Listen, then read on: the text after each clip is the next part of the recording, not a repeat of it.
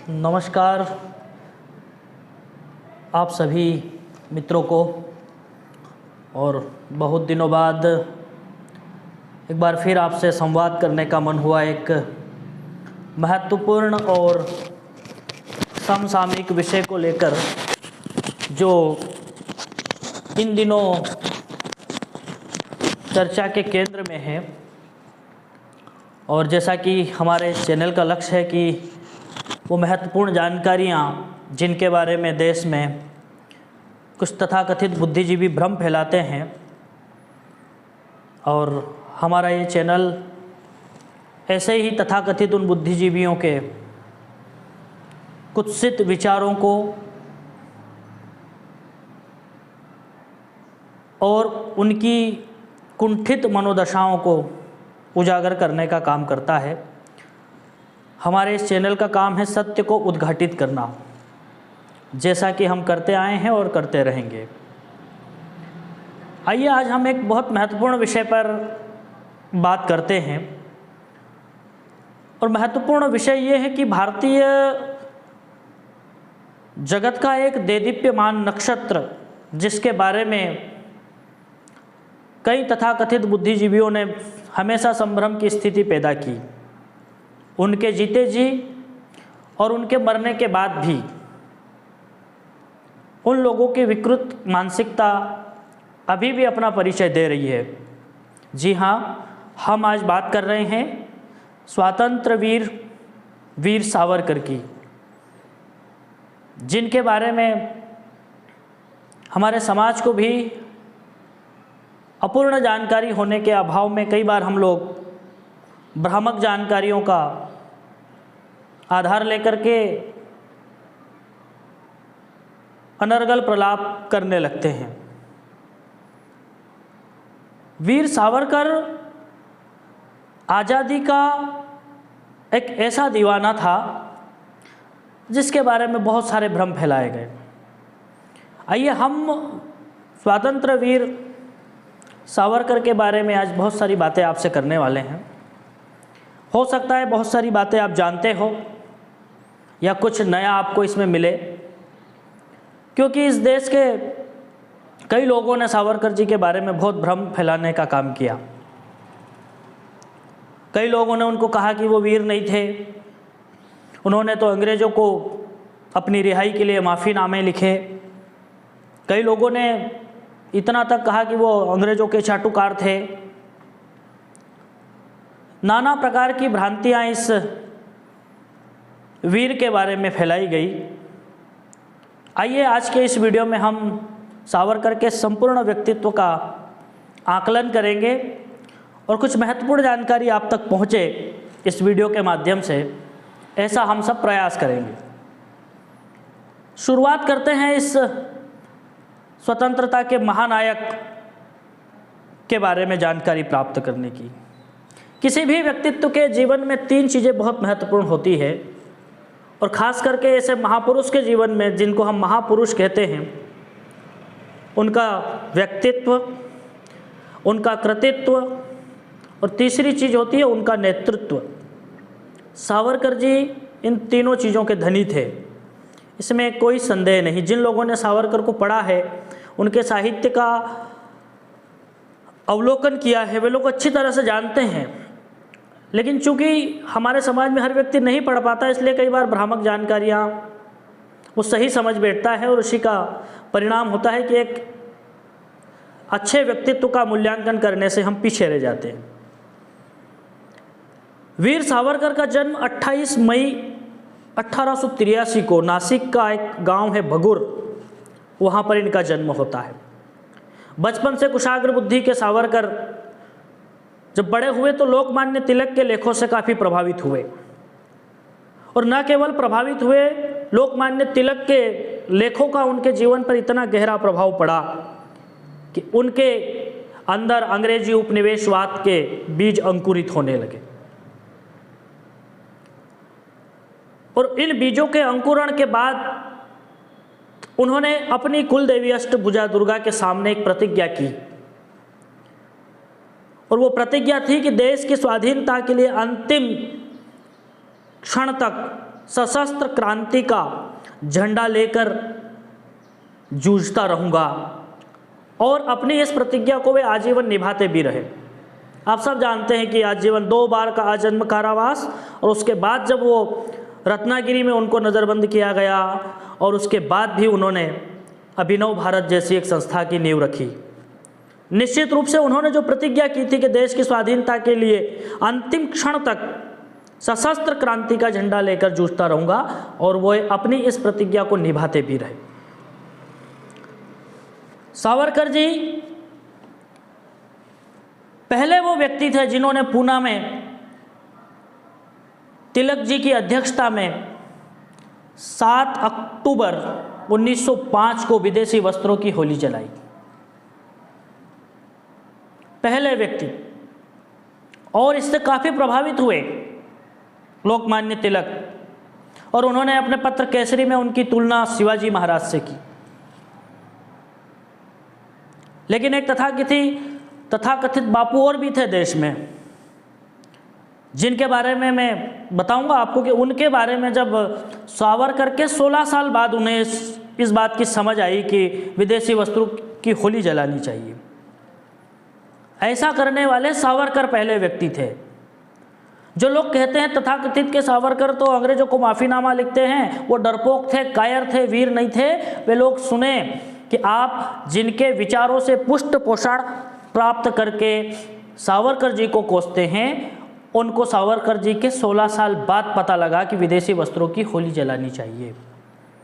मैं किन तथाकथित बापुओं की बात कर रहा हूँ उस देश में।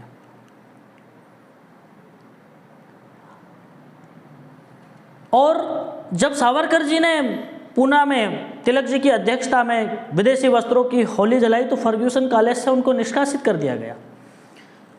अंग्रेजी सरकार काफ़ी इससे प्रभावित हुई और उनका निष्कासन हो गया। लेकिन निष्कासन के बाद भी सावरकर जी लंदन चले गए और वहाँ जाकर के अपने देश की आज़ादी के लिए चिंता करने लगे। आप जानते हैं सावरकर जी से ही प्रेरणा लेकर के मदन लाल ढींगरा ने क्या किया था, सब जानते हैं, पूरा इतिहास जानता है।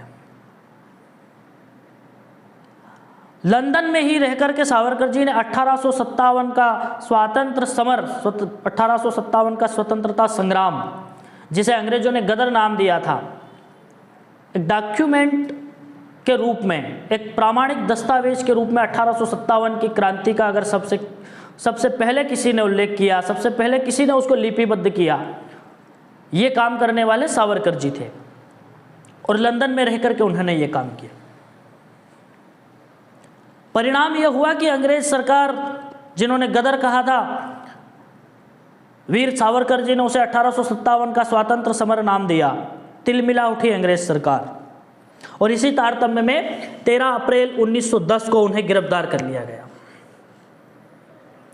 उन पर मुकदमा लगाया गया और उनकी हत्या के षड्यंत्र के रूप में उन्हें जहाज से जब भारत लाया जा रहा था तो 8 जुलाई 1910 को मार्सेल नामक एक स्थान है, उस बंदरगाह से सावरकर जी उस जहाज से कूदे और उनका पुरुषार्थ देखिए। जहाज से कूदने के बाद में वे तैर करके फ्रांस पहुंच गए। लेकिन हमारे यहाँ के तथाकथित बुद्धिजीवियों को वीर भी कायर दिखते हैं। वो तैरकर फ्रांस पहुंचे, लेकिन इसके बाद भी उनको गिरफ्तार कर लिया गया। भारत लाकर के उन्हें 2 बार का आजन्म कारावास। संभवतः सावरकर जी विश्व इतिहास में एक पहले ऐसे व्यक्ति थे और सावरकर जी के जीवन में कई ऐसी घटनाएं हैं, कई ऐसे कारनामे हैं जिनका कोप भजन उनको पहली बार सावरकर जी को बनना पड़ा। 2 बार का आजन्म कारावास। सामान्य जीवन में किसी व्यक्ति को 1 बार का आजन्म कारावास होता है, लेकिन सावरकर जी वो पहले व्यक्ति थे जिन पर भारत लाकर के मुकदमा चलाया गया और उन्हें 2 बार का आजन्म कारावास दिया गया। उस आजन्म कारावास के दौरान काला पानी, अंडमान निकोबार की सेल्यूलर जेल में उनको रखा गया। ज़्यादा बताने की आवश्यकता नहीं है। सावरकर जी ने जो यातनाएं वहाँ पर सही है, 10 वर्षों तक लगातार एक कोहलू के बेल की तरह कोहलू में चलते रहे। 30 पाउंड तेल रोज निकालते थे नारियल का। अब जानते हैं 30 पाउंड कितना होता है? लगभग 13 किलो और 600 ग्राम के करीब। कई अंग्रेज उनको कहते थे कि इतना क्यों निकालते हो, थोड़ा बहुत भी निकालते हो, जो एक कैदी के लिए आवश्यक शर्त है, आप उतना निकाल लो तो आपको 2 रोटी मिल जाती है, एक थोड़ा सा पानी नारियल के कोपरे में पीने योग्य, क्योंकि वहाँ का पानी तो पीने योग्य था नहीं, इसीलिए काला पानी कहा जाता था। तो सावरकर जी उस समय जब कोहलू में चलते थे एक बैल की तरह, तेल निकालते थे, तब भी वो नहीं हिचकते थे। वो अंग्रेजों से कहते थे कि मैं अपने इस आजन्म कारावास के दौरान इतना तेल निकालूंगा कि तुम अंग्रेजों को इस तेल में डुबो के मार डालूंगा। ये थे सावरकर। लेकिन एक विशेष विचारधारा से पुष्ट लोग उनको कायर मानते हैं। वे लोग जिन्होंने कभी सेल्यूलर जेल में अंडमान निकोबार में काला पानी में कभी 10 मिनट चरखा नहीं चलाया, उनके तथाकथित बापू ने कभी चरखा नहीं चलाया, वे लोग सावरकर जी जो 10 साल तक कोहलू के बेल बने रहे, उनके बारे में समीक्षा करते हैं कि वो कायर थे। आप उन लोगों की मानसिकता का पता वैसे ही लगा सकते हैं।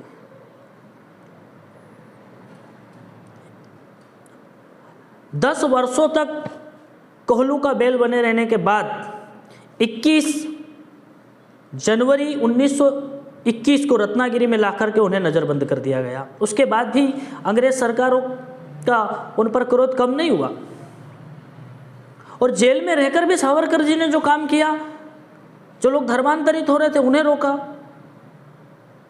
और आगे हम बताएंगे कि उन्होंने जेल में रहकर अंडमान निकोबार काला पानी की जब उनको सजा दी गई तो उन्होंने रचनात्मक कार्य भी किए, सृजनात्मक कार्य भी किए, और इस देश की आज़ादी के लिए वो सांस लेते रहे।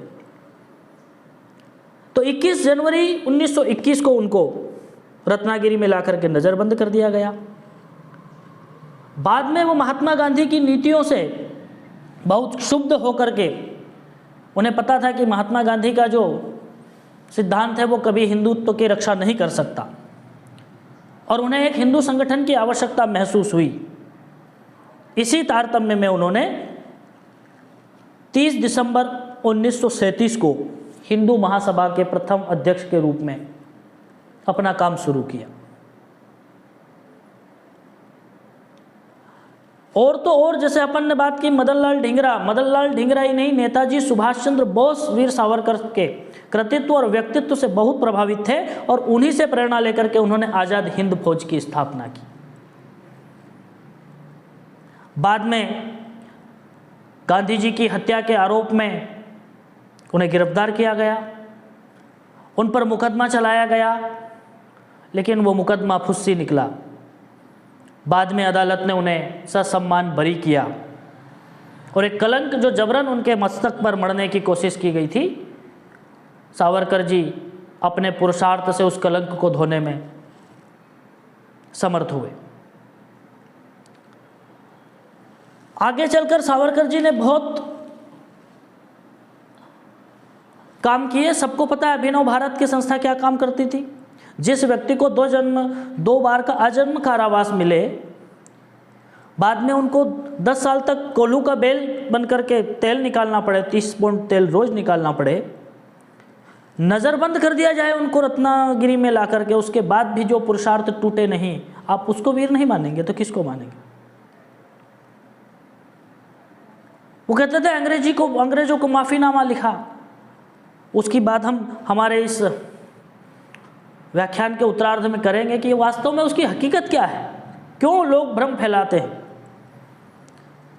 वो लोग ये भूल जाते हैं कि 1901 में जब विक्टोरिया की मृत्यु पर शोक सभा का आयोजन किया जाने लगा था भारत में, तो उस शोक सभाओं के पहली बार अगर किसी ने विरोध करने की हिम्मत दिखाई तो वो विनायक दामोदर राव वीर सावरकर थे। उन्होंने विरोध किया रानी विक्टोरिया की शोक सभा का, और उन्होंने ये प्रश्न किया उस समय के भारतीय जनमानस से कि क्या किसी भारतीय महापुरुष के लिए लंदन में शोक सभा हुई है? जो हम यहाँ पर जिन लोगों ने हमारे राष्ट्र में अपने उपनिवेशवाद जबरन स्थापित कर रखे हैं, उस देश की रानी की शोक सभा यहाँ पर आयोजित करने का क्या औचित्य हो सकता है? ये काम करने वाले सावरकर पहले व्यक्ति थे। कोई गांधी नेहरू परिवार का व्यक्ति नहीं था जिसने इस बात का विरोध किया था, और उन्हीं की विचारधारा के लोग सावरकर को कायर बताने का काम करते। मैं पहले भी कह चुका हूं कि जब उन्होंने पूना अधिवेशन में जब विदेशी वस्त्रों की होली जलाई तो अपने पत्र केसरी में उन्हें शिवाजी के समान बताने का काम किया था, उनकी प्रशंसा की गई। जबकि दक्षिण अफ्रीका का एक पत्र निकलता है, इंडियन ओपिनियन में गांधी जी की निंदा की गई, क्योंकि सावरकर से 16 साल बाद गांधी जी ने 11 जुलाई 1927 को मुंबई के परेल नामक स्थान में विदेशी वस्त्रों की होली जलाई, जबकि वीर सावरकर ने 7 अक्टूबर 1905 को पहली बार विदेशी कपड़ों की होली जलाने का काम किया। आप खुद समझ सकते हैं कि किस तरह से फर्जी लोगों ने तमगे अपने नाम किए। जो इस काम का प्रणेता था, विदेशी वस्तु और विदेशी कपड़ों की होली जलाने वाला अगर कोई पहला व्यक्ति था, वो वीर सावरकर थे। लेकिन उनको भुला दिया गया और उनके सिर पे हर बार कलंक मढ़ने का काम किया। आगे चले, पहले बैरिस्टर, ना केवल उन्होंने रानी विक्टोरिया की मृत्यु पर शोक सभा का विरोध किया, लंदन में जब उन्होंने अपनी पढ़ाई समाप्त की तो वो पहले बैरिस्टर थे जिन्होंने 1909 में ब्रिटेन के ग्रेज इन परीक्षा में पास होकर ब्रिटेन के राजा के प्रति वफादार होने की शपथ नहीं ली। सावरकर वो पहले व्यक्ति थे, क्योंकि वहाँ का विधान था कि अगर आपने वहाँ से डिग्री ली है तो आपको वहाँ के जो राजा है, ग्रेज इन परीक्षा जो होती थी उसमें ब्रिटेन के राजा के प्रति आपको वफादारी की शपथ लेनी पड़ती थी। लेकिन सावरकर जी ने नहीं ली। परिणाम यह हुआ कि सावरकर को कभी भी बैरिस्टर की उपाधि नहीं दी गई। कोई दिक्कत नहीं, रत्न उनको तो भारत रत्न भी नहीं दिया गया, लेकिन जो खुद भारत रत्न है, खुद भारत माता का रत्न है, उसे आप चाहे रत्नागिरी में नज़रबंद कर दीजिए, चाहे काला पानी में कोहलू का बेल बना दीजिए, वो तो परिश्रम की पराकाष्ठा और अहर्निश श्रम करके भारत माता का असली रत्न स्वयं को साबित कर गए। उन्हें बैरिस्टर की उपाधि नहीं मिली, इसका उनको कोई मलाल नहीं। 1857 का स्वातंत्र समर विदेशों में छपा, क्योंकि यहाँ तो उस समय तत्कालीन परिस्थितियाँ ऐसी नहीं थी, लेकिन भगत सिंह की सहायता से भारत में भी उसको छपाया गया। और न केवल छपाया गया, उस समय उस पुस्तक की एक एक प्रति 300-300 रुपये में बिकती थी और हर क्रांतिकारी के पास वो मौजूद होती थी। पुलिस जब दबिश डालती थी क्रांतिकारियों के ठिकानों पे या आज़ादी के आंदोलन में सरोकार रखने वाले लोगों के घर, तो आप जानते थे अंग्रेजों की दृष्टि में विवादित साहित्य के रूप में क्या बरामद होता था। वीर सावरकर की पुस्तक 1857 का स्वातंत्र समर, ये थे सावरकर, पहले क्रांतिकारी जिनका मुकदमा अंतर्राष्ट्रीय न्यायालय हेग में चला जा, जिसका मुख्यालय हेग में है। अभी हम सब ने कुलभूषण जाधव वाले प्रकरण में समझने की कोशिश की होगी अंतर्राष्ट्रीय न्यायालय क्या होता है, क्या वहाँ किस प्रक्रियाओं से गुजरना पड़ता है। पहले ऐसे क्रांतिकारी जिनका मुकदमा अंतर्राष्ट्रीय न्यायालय में चला, लेकिन वहाँ पर उनको न्याय नहीं मिल पाया, क्योंकि सरकारों की मिलीभगत के कारण सावरकर जी के साथ वो लोग न्याय नहीं कर पाए। ऐसे पहले क्रांतिकारी जी ने 2 बार के आजन्म कारावास की सजा मिली, पहले भी अपन बता चुके। कितना उनके साथ, उनके जीवन में कई घटनाएं ऐसी है जो उनके साथ हुई और पहली बार हुई। वो सुनकर हंसे। जिस अदालत में उनको 2 बार आजन्म कारावास की सजा सुनाई गई थी तो जोर जोर से हंसने लगे। वहाँ के जज ने कहा कि क्यों हंस रहे हो, इसमें हंसने वाली क्या बात है, तुमको तो दुखी होना चाहिए, तुमको 2 बार आजन्म कारावास। उन्होंने कहा सामान्य व्यक्ति के जीवन में 1 बार आजन्म कारावास होता है, इसका मतलब ये है कि आपकी ईसाई सत्ता भी हमारे भारत के पुनर्जन्म के सिद्धांत को स्वीकार कर चुकी है। और वो जोर से ठहाका मार के हंसने लगे। जिस व्यक्ति को 2 आजन्म कारावास की सजा सुने और वो भरी अदालत में हंसे, तथाकथित बुद्धिजीवी कहते हैं कि कायर थे। शर्म आती है उनके अध्ययन पर और उनकी मानसिक गुलामी पर कि अंग्रेज़ों से तो वो लोग गुलामी से मुक्त हो चुके, लेकिन आज भी अंग्रेज़ों वाली मानसिक गुलामी से वो अभी तक आज़ाद नहीं हो पा रहे हैं। एक ऐसा पुरोधा, एक ऐसा योद्धा जिसने अपना संपूर्ण जीवन भारत माता की रक्षा के लिए झोंक दिया, अब बुद्धिजीवी होकर भी एक ऐसे चरित्र का मूल्यांकन नहीं कर पाए जो बहुत पहले हो जाना चाहिए था इस देश में। कई लोग अनर्गल प्रलाप करते हैं, अरे सावरकर पहले वो व्यक्ति थे जो जेल की कोठरी में जिन्होंने कंकड़ और कोयले की सहायता से 6000 पंक्तियां लिखी, और न केवल लिखी, याद की, क्योंकि एक वहाँ का एक प्रक्रिया होती थी कि काल कोठरी एक नियत समय के बाद में बदल दी जाती थी, और बदलने के बाद में वो नष्ट हो सकती थी, इसलिए सावरकर कंकड़ और कोयले से लिखते थे और उसको याद करते थे। 6000 पंक्तियां उन्होंने लिखी काल कोठरी की दीवारों पर कंकड़ और कोयले से। प्रमाण की आवश्यकता नहीं होती, प्रत्यक्षम किम प्रमाणम, लेकिन मूर्खों को तो कोई प्रमाण पचता नहीं है। जिस प्रकार से श्वानों को देसी घी हजम नहीं होता, वैसे तथाकथित मूर्खों को प्रमाण भी हजम नहीं होता। इसीलिए संस्कृत की प्रसिद्ध उक्ति है, मूर्खत्वम पठित्व नास्ति, और वही लोग अनर्गल प्रलाप करते रहे एक पुरोधा के लिए। पहले देशभक्त लेखक जिनकी लिखी किताबों पर उनके जीते जी प्रतिबंध और उनके मरने के कई साल बाद तक प्रतिबंध रहा, यह घटना भी उनके साथ होनी थी और पहली बार होनी थी। भारतीय इतिहास नहीं, विश्व इतिहास के एक ऐसे राइटर, एक ऐसे लेखक जिनके जीते जी उनकी रचनाओं पर प्रतिबंध, उनके मरने के कुछ सालों बाद तक ये प्रतिबंध जारी रहा। क्योंकि हम सब ने अभी हम लोगों ने इस बात की थी कि 1857 का स्वातंत्र समर क्रांतिकारियों के घर से बरामद होने वाला दस्तावेज होता था,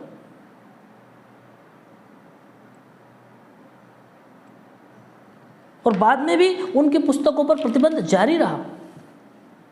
लेकिन किसी भारतीय विद्वान ने, जो अपने को लेखक कहते हैं, उन्होंने इस बात के लिए नहीं कहा कि सावरकर जी के साथ कितना अन्याय हुआ।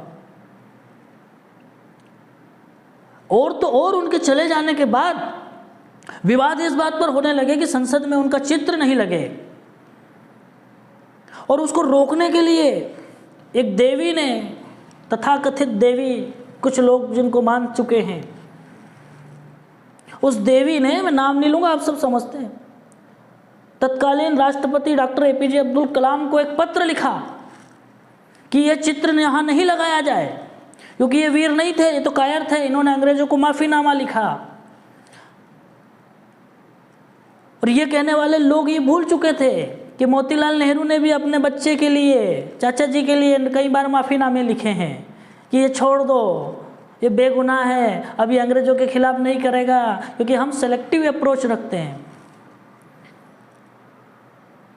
हम बात करेंगे माफीनामा की कि सावरकर जी ने क्यों लिखा और किस लिए लिखा, क्या वो व्यक्तिगत था, उसके बारे में भी बहुत सारा भ्रम फैलाया गया। तो उन एक तथाकथित देवी ने राष्ट्रपति एपीजे अब्दुल कलाम को पत्र लिख करके संसद में वीर सावरकर के चित्र को न लगाने की अपील की, लेकिन डॉक्टर अबुल पाकिर जैनुल ओबेदीन अब्दुल कलाम ने न केवल उनकी मांग को ठुकराया, वरन अपने हाथों से सावरकर के चित्र का अनावरण संसद में किया, क्योंकि वो भारतीय मेधा और भारतीय प्रवृत्ति को जानने वाले व्यक्ति थे, एक सच्चे भारतीय थे डॉक्टर कलाम। उन्होंने कहा नहीं, किसी के कहने से, किसी के अनर्गल प्रलाप करने से सत्य झूठ नहीं होता, सत्य होता ही प्रतिष्ठित होने के लिए। बाद में सेल्युलर जेल में कीर्ति स्तंभ पर शिलालेख थे सावरकर के। यूपीए सरकार का एक तथाकथित भ्रष्ट मंत्री मणिशंकर अय्यर, जिसने सावरकर जी के शिलालेख वहां से हटवाए और सावरकर जी के शिलालेखों की जगह महात्मा गांधी के शिलालेख वहां पर लगवाए। उनके मरने के बाद भी ये लोग बाज नहीं आए, जब उनकी अस्थियां विसर्जित हो चुकी थी। देश का जनमानस सावरकर को जान चुका था और उनके कृतित्व, व्यक्तित्व और नेतृत्व की बुरी बुरी प्रशंसा कर रहा था। उस समय यूपीए का एक मंत्री वहां से उनके शिलालेख निकलवाता है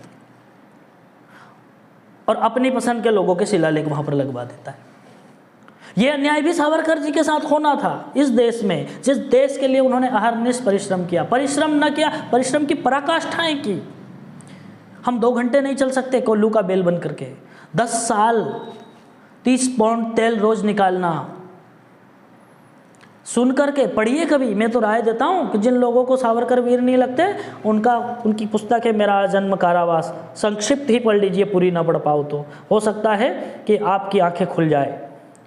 इस प्रकार की यातनाएं, एक काल कोठरी में रहना, अंधेरी काल कोठरी में, वहीं पर उनकी लघु शंका, उनकी सोच निवृत्ति, उसके बाद भी वो आदमी टूटा नहीं। उसके बाद भी 6000 पंक्तियां लिख करके गया, याद करके गया। इस देश को 1857 का स्वातंत्र समर दे करके गया। मदन लाल ढींगरा जैसे लोग, नेताजी सुभाष चंद्र बोस जिनसे प्रेरणा पाते हो,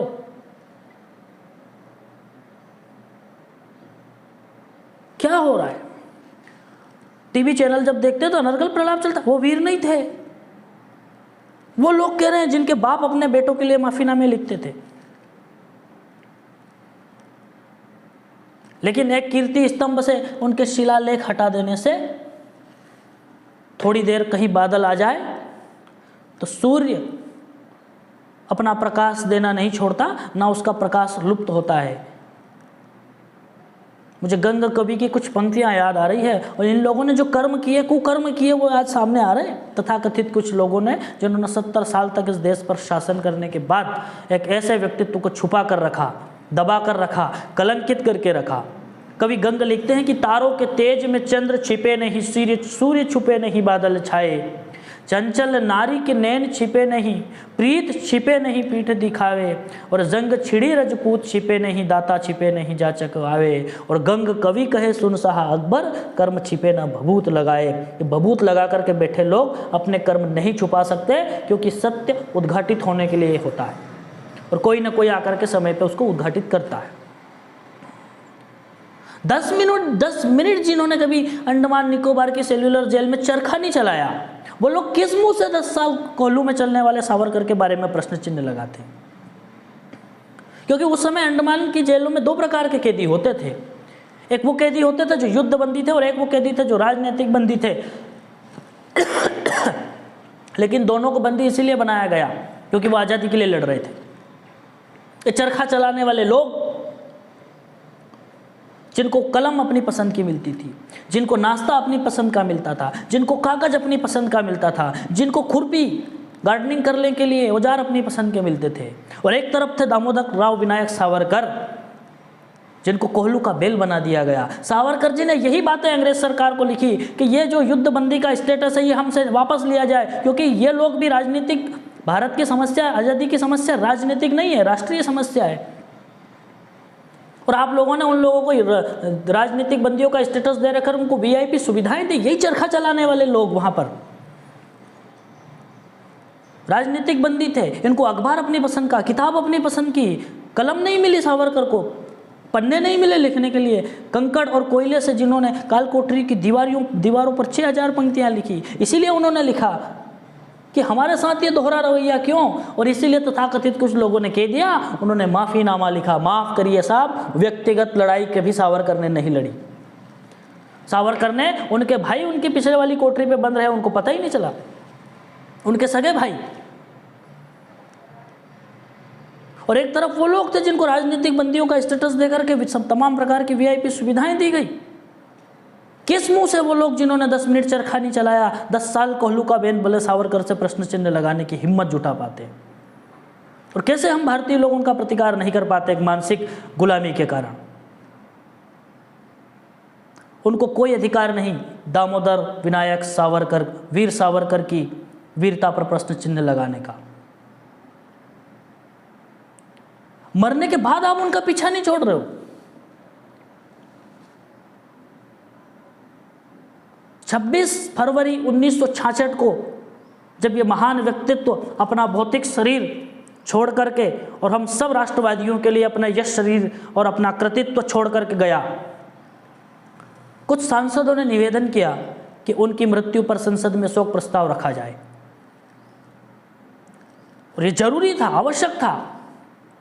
लेकिन उसी संसद में कुछ संसद सदस्यों ने यह कह करके मना कर दिया कि वे संसद सदस्य नहीं थे, इसलिए उनकी मृत्यु पर शोक सभा का प्रस्ताव संसद में नहीं रखा जा सकता। ये हमारे देश में हुआ है, सावरकर जी के देश में हुआ है। जिन सावरकर जी ने कोल्लू का बेल बनना स्वीकार कर लिया भारत की आज़ादी के लिए, उन सावरकर जी के लिए इस देश के लोकतंत्र के सबसे बड़े मंदिर में ये हुआ है कि नहीं, वो संसद सदस्य नहीं थे। आप जानते हो, ये कहने वाले लोग आप जानते हैं कि बड़े नेता हुए भारत में, उनको भी नहीं देने दी गई। नहीं, वो किसी एक पार्टी से नहीं जुड़े थे, इसलिए उनको नहीं दी जाए। आप सब जानते हैं, बताने की जरूरत नहीं है किसने विरोध किया था। बड़े नेता रहे इस देश के, लेकिन एक चचा जी ने कह दिया कि नहीं, तो उनको उसी संसद में एडवीना को श्रद्धांजलि दी गई, लॉर्ड माउंटबेटन की फर्जी पत्नी। असली किसकी थी, ये तो इतिहास भरा पड़ा है। उसकी फर्जी पत्नी की मृत्यु जब हुई तो उसके लिए भारत की संसद ने बकायदा विशेष सत्र बुला करके उसको श्रद्धांजलि दी।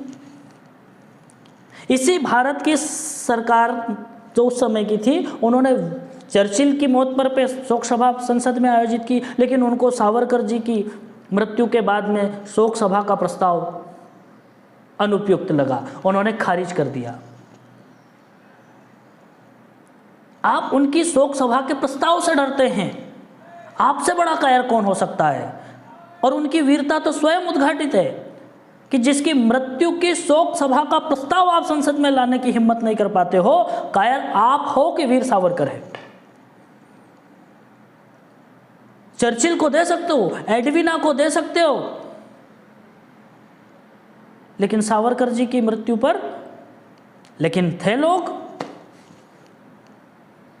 इस देश में मजबूत इच्छा शक्ति वाले कुछ लोग आए इस सिंहासन पे, उस लोकतंत्र के मंदिर को उन्होंने सुशोभित किया। और जिस संसद में सावरकर जी को उनकी मृत्यु के प्रस्ताव पर शोक सभा नहीं होने दी गई, उसी संसद में 2003 में आप जानते हैं किसकी सरकार रही, नाम लेने की आवश्यकता नहीं है। 26 फरवरी उनकी पुण्यतिथि पर, 26 फरवरी 1966 को उन्होंने अपना भौतिक शरीर छोड़ा वीर सावरकर ने, और 26 फरवरी 2003 को उसी संसद में उनकी मूर्ति लगी जिसमें कभी उनके निधन पर शोक सभा का प्रस्ताव तक लाने की हिम्मत लोग नहीं जुटा पाए थे। उनकी शोक सभा का प्रस्ताव जिस संसद में रोका गया था, अब समझ जाइए कि सावरकर कितनी बड़ी हस्ती थे।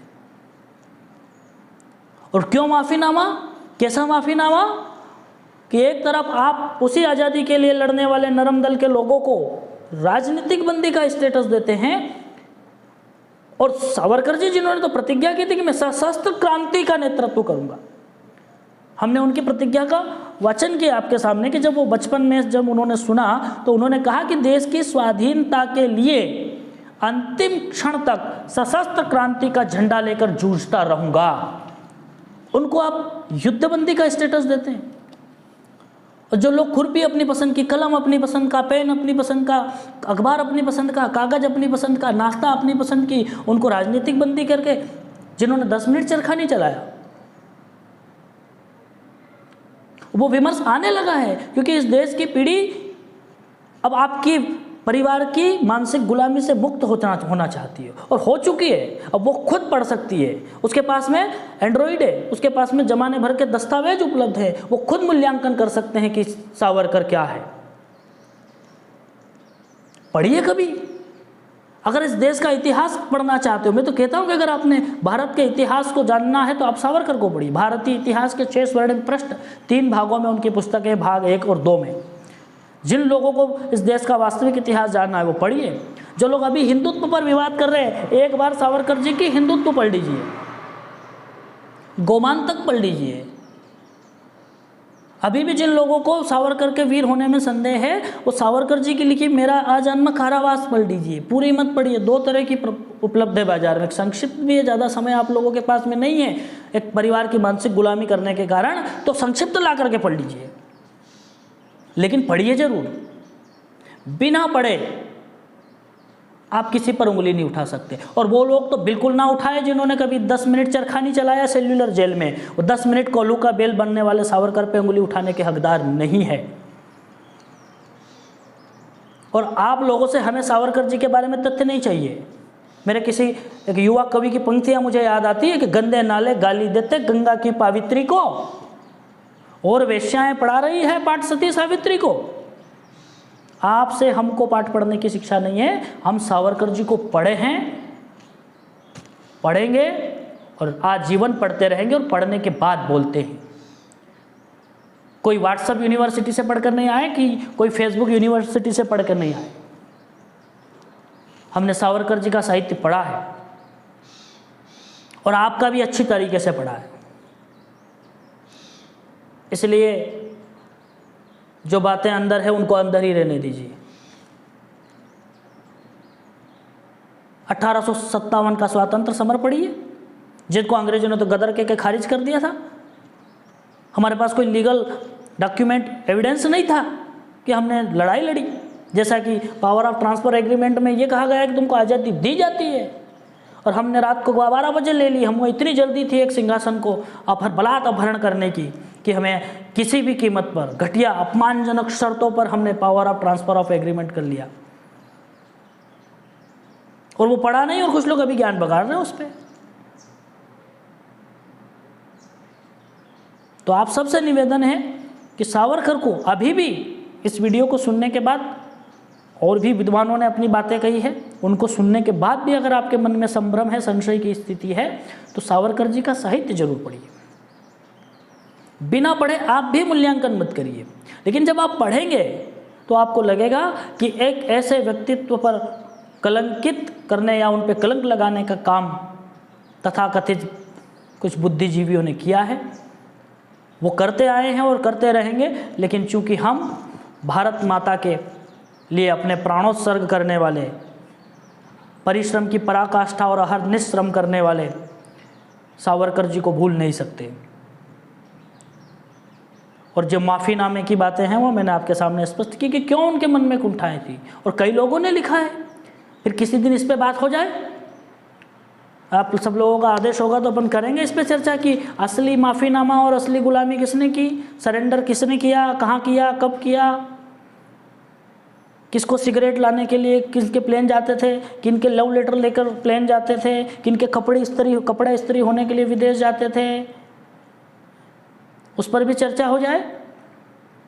चर्चा जरूर होगी। चर्चा तो इस पर भी होगी कि एक अदाकारा को, एक अभिनेत्री को पद्मश्री देने से आप तिलमिला उठे ये, और उसके खिलाफ अपशब्द बोल रहे हैं। एक हमारी बहन है, एक भारत की नारी है, जो एक अदाकारा है, कलाकार है, उसके लिए बोल रहे हैं कि नचनिया है। और कभी जो नचनिया थी उनके बारे में बोलिए। आपके बाप दादा, आपके पूर्वज कहाँ कहाँ से उठा करके लाए हैं। वो कलाकार नहीं थे। दूसरे की टांग खींचोगे तो किसी दिन आपकी भी खिंचाएगी। तो आइए किसी दिन उस पर बात करते हैं। ये अदाकारा है, उसको पद्मश्री मिल गया। आप लोगों ने तो अपने को खुद को भारत रत्न दे लिए। आज मिल रहे हैं पद्मश्री पद्म भूषण योग्य व्यक्तियों को, जिनके पाँव में छाले हैं, जिनके पाँव में बिवाइयाँ हैं, जो लोग वास्तव में हमारे आदर्श हैं। ऐसी में बैठ करके एक परिवार की चमचागिरी करने वाले लोग इनाम पाते रहे, पुरस्कार पाते रहे, तब हमारी आत्माएं मर चुकी थी। आज पुरस्कार सही जगह जा रहा है तो पीड़ा होने लगी। पीड़ा इसलिए नहीं है कि वो एक फिल्म की अभिनेत्री, पीड़ा इसलिए है कि वो राष्ट्रवादी है। ये पीड़ा भी उन्हीं के साथ थी। जो सावरकर थे वो पक्के प्रखर राष्ट्रवादी थे। आपके तथाकथित बापू, आपके तथाकथित महात्माएं उनके प्रश्न का सामना करने की हिम्मत नहीं रखते थे। पढ़िए, कभी भाग खड़े होते थे। जब हरिजन के बारे में सावरकर जी पूछते थे, आपकी हुतात्माओं के बारे से, तो खड़े नहीं रह पाते थे उनके सामने। जिनकी प्रेरणा से मदन लाल ढींगरा जैसे क्रांतिकारी खड़े हुए, नेताजी सुभाष चंद्र बोस, नाम इतने हैं कि गिना नहीं पाऊंगा इस वीडियो में। और आखिरी में हमारे कवि कुनबे के एक विराट व्यक्तित्व ने कुछ पंक्तियां कही सावरकर जी के बारे में। वो पंक्तियां कह करके मैं अपनी बात समाप्त करना चाहूँगा। हमारे एक कवि कुनबे के बड़े रचनाकार ने लिखा कि मैं भूल सकता हूँ चांद सितारे और दिवाकर को, मैं भूल सकता हूँ चांद सितारे और दिवाकर को, मैं छोटा बतला सकता हूँ उसके सम्मान में सागर को। धन्य थी वो कोख जिसने पैदा किया ऐसे नर को, और दुनिया के दादाओं से जो झुका नहीं, मैं शीश झुकाता हूँ उस वीर सावरकर को, मैं शीश झुकाता हूँ उस वीर सावरकर को। धन्यवाद। आप सबसे निवेदन कि चैनल को अधिक से अधिक सब्सक्राइब करिए, लाइक करिए, पसंद आया हो तो कमेंट करिए और शेयर करिए ताकि ज़्यादा से ज़्यादा लोगों तक जाए। सावरकर जी के बारे में जो थोड़ा बहुत मैंने पढ़ा व्यक्तिगत, और उस सब चीज़ों को मैंने प्रामाणिक तरीके से आपके सामने प्रस्तुत करने का काम किया। आप सब इसे अग्रेषित करिए, शेयर करिए, तो हमारा ये काम और अच्छा होगा। जो भ्रामक तथ्य फैलाए जा रहे हैं उनसे हमारा देश का युवा बचे और वो एक राष्ट्रवादी, एक सही क्रांतिकारी और भारत माता के वास्तविक भारत रत्न वीर सावरकर का सही मूल्यांकन कर सके। जय हिंद, जय भारत, भारत माता की जय, वंदे मातरम।